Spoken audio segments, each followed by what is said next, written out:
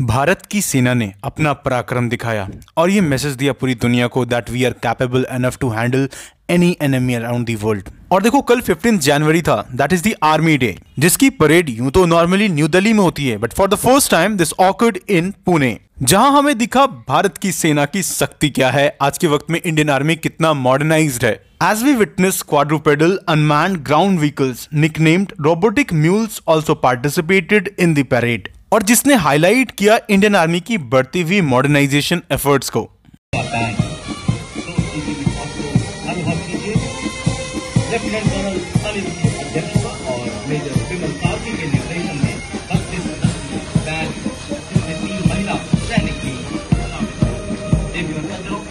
No doubt goosebump आ गए, हर Indians के लिए प्राउड मोमेंट है। बट यहाँ पर जैसे कि आप थंबनेल में देख पा रहे हो, it's Indian army versus Chinese army. तो ठीक है, इंडियन आर्मी की तो बात समझ में आ रही है, बट यहाँ पर चाइनीज आर्मी का क्या रोल है, आइए इसे समझने की कोशिश करते हैं डिटेल में। But before starting this lecture, I welcome you to Shriram's IAS, serving the nation since 1985। अब ऑफलाइन हो या online, we are the lifeline.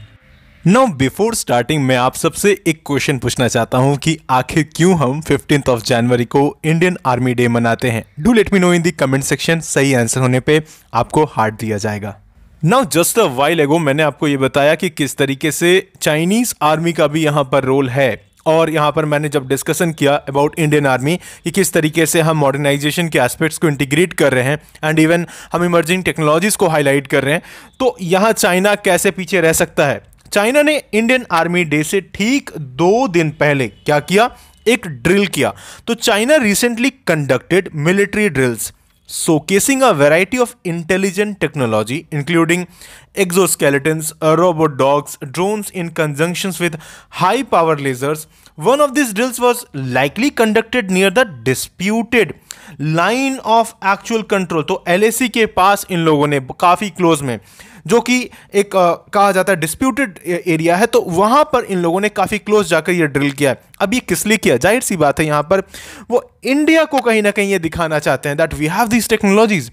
और यहां पर दिखाकर हमने भी जवाब दिया ना, हमने भी अभी जवाब दिया कि देखो कि सिर्फ तुम्हारे पास ही नहीं है ये सारी चीजें, हमारे पास भी हैं, राइट।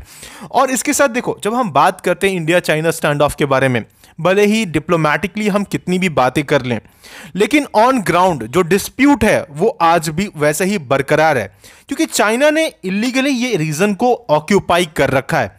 और काफी सारे ऐसे पॉइंट्स हैं जहां पर चाइना डिस्प्यूट लैंड को कहीं ना कहीं, और खास करके डिस्प्यूट टेरिटरी को जो है उसमें एग्रेशन दिखाने की कोशिश करता है।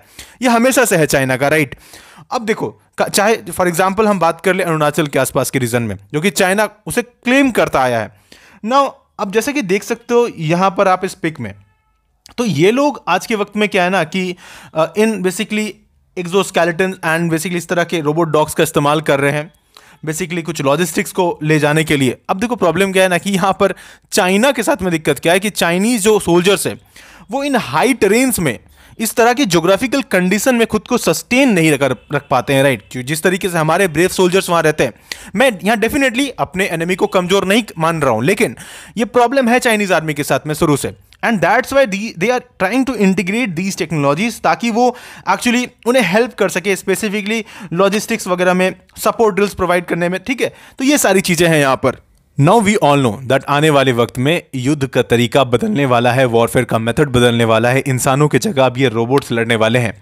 तो बहुत सारी तब्दीलियां आने वाली है और इसलिए हमें इन टेक्नोलॉजीज को समझना जरूरी है। तो देखो ये म्यूल है। What is mule? Mule stand for multi utility legged equipment. फिलहाल के लिए इनका इस्तेमाल लॉजिस्टिक सप्लाई के लिए इस्तेमाल किया जाता है, खास करके आर्मी में इंटीग्रेट कर रहे हैं। ये ऐसे टेरेन्स में चढ़ सकते हैं जहां पर नॉर्मली इंसानों को तकलीफ होती है चढ़ने में।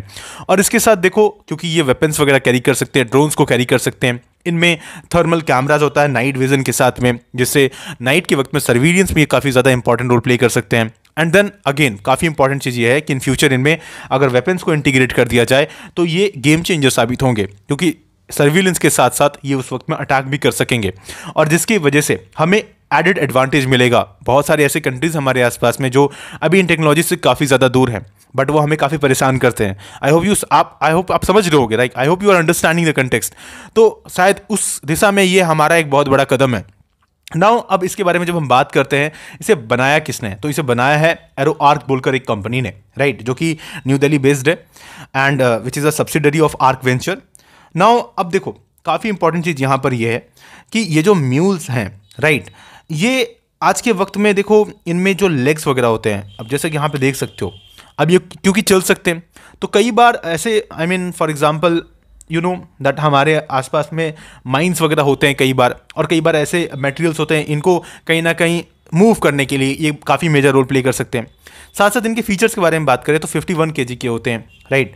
देन ओवरऑल ऑपरेटिंग टेम्परेचर के बारे में बात करें तो -45 डिग्री सेल्सियस से लेके 55 डिग्री सेल्सियस तक ये रह सकते हैं, उसे सस्टेन कर सकते हैं। तो ये जो है ना, ये काफ़ी इंपॉर्टेंट फीचर है इनका, और काफ़ी मतलब बड़ा ही इंटरेस्टिंग चीज़ है ये। साथ साथ 3 मीटर पर सेकेंड के स्पीड से ये चल सकते हैं, 20 घंटे का बैटरी लाइफ होता है, और इसके साथ जो लोड कैपेसिटी है तो अराउंड 12 kg का लोड कैपेसिटी को ये एज सच कैरी कर सकते हैं। एंड देन सेटअप टाइम जो है 15 मिनट में इन्हें हम रेडी कर सकते हैं। तो इस वजह से ये गेम चेंजर साबित है, आई मीन स्पेसिफिकली होगा आर्मी के लिए।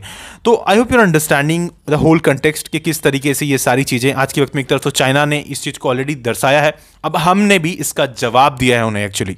सो आई hope you understood the lecture, and इसी तरह के और भी अपडेट्स पाने के लिए do subscribe to Shriram's IAS अगर अभी तक आपने नहीं किया है।